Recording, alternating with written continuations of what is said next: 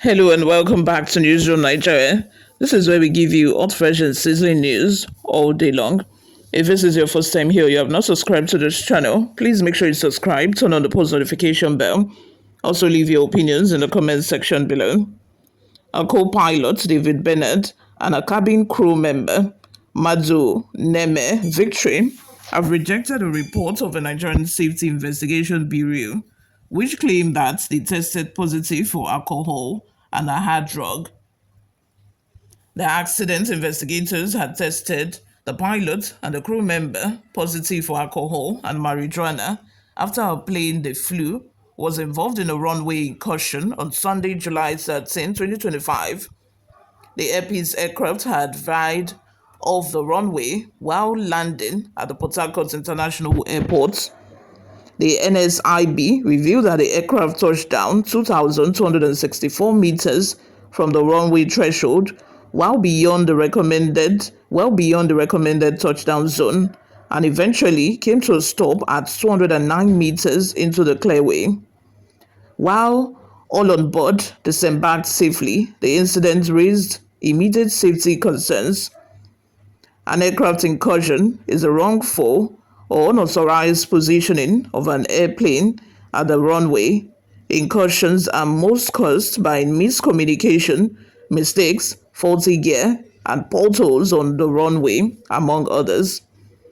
The NSIB preliminary report, signed by the Director of Public Affairs and Family Assistant at Nigerian Safety Investigation Bureau, Mrs. Bimbo Oladeji, and made available to Sunday Punch on Friday, said toxicology test results conducted on the flight crew turned out positive.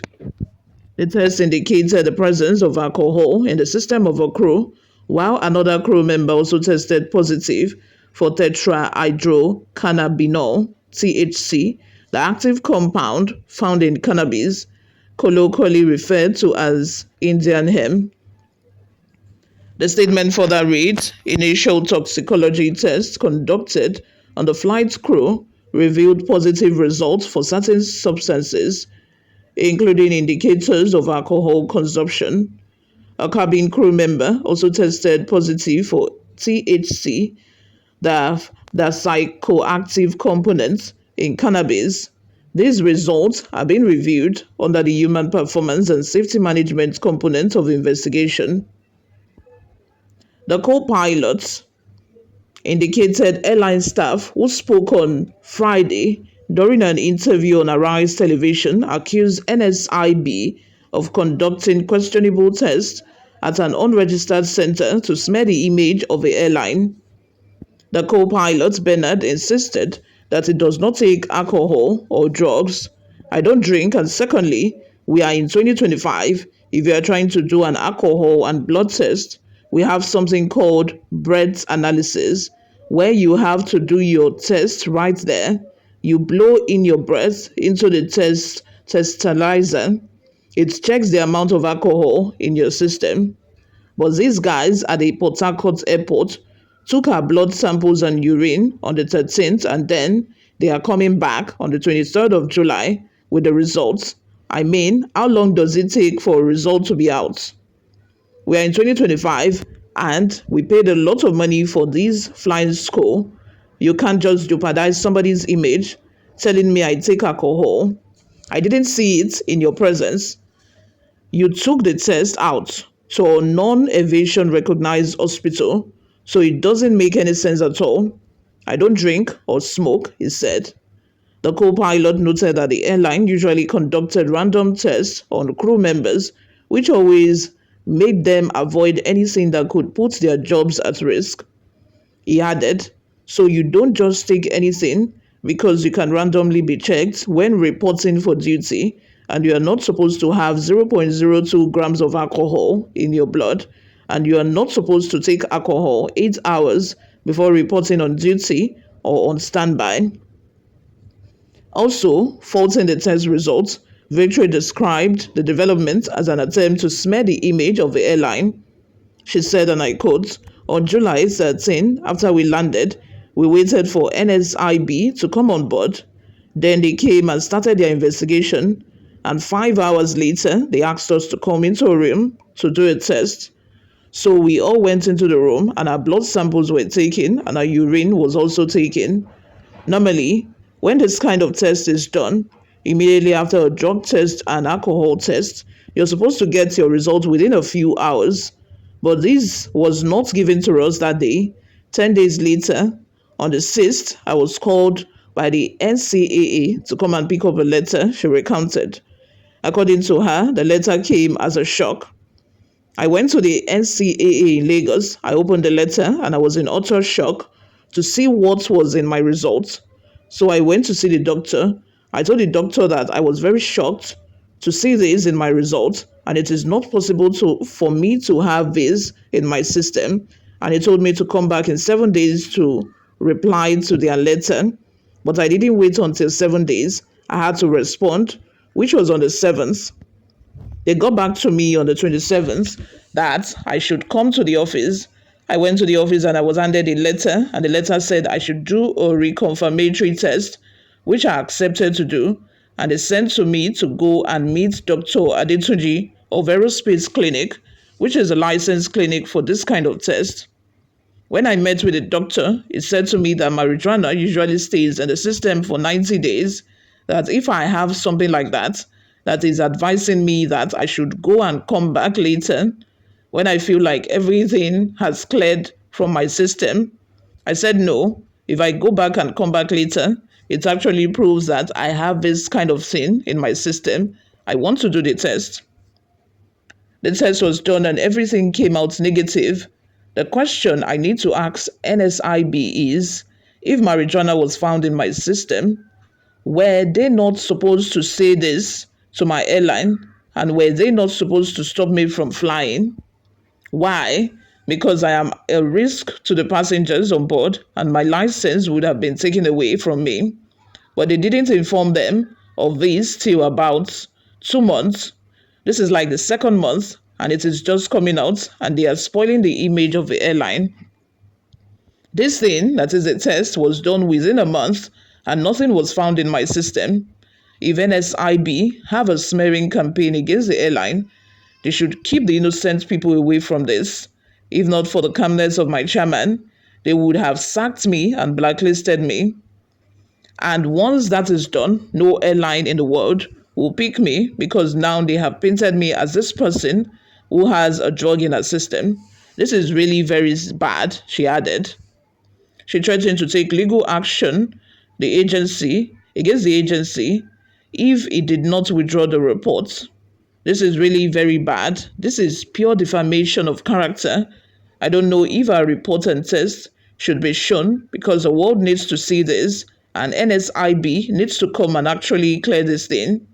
We just woke up this morning and all this news is flying around. I wish we could just pursue this and let the world see that this is our test result and nothing is found in our system. These are all lies.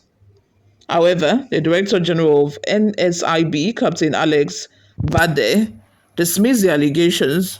Bade, while sympathizing with the workers, said such reactions were expected from people in the eye of a storm.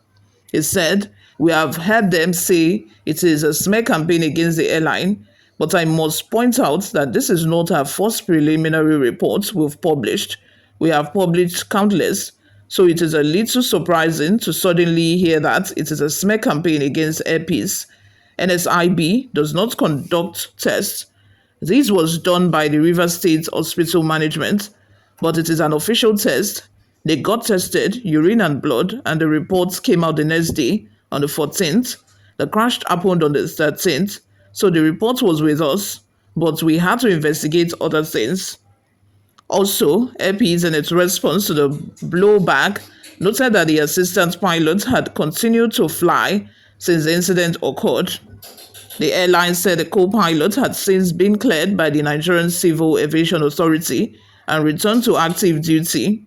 If he were involved in drug or alcohol use, the Nigerian Civil Aviation Authority would not have cleared him to resume flight duties, the airlines noted.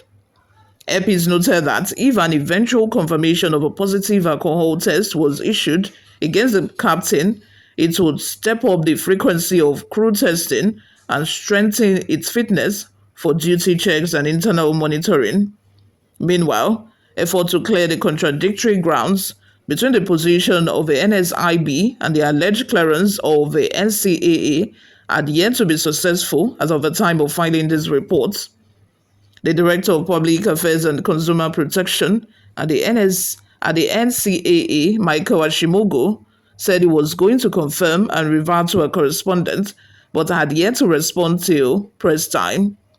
Effort to speak to the spokesperson for the NSIB also proved abortive, as she neither picked up repeated calls but put across to her or nor responded to a text message of inquiry on the matter.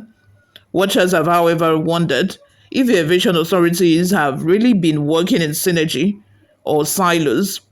Airpeace also said till the NSIB made the report public, it hadn't made any official communication to the airline regarding its findings or crew toxicology results. The airline noted that it couldn't have acted on a report that wasn't shared with it. We are yet to receive any official communications from the NSIB on such findings over a month after the incident and after the testing of a crew for alcohol, which took place in less than an hour of the incident. As a responsible airline, we place utmost priority on safety, transparency, and compliance, and it is important to set the record straight.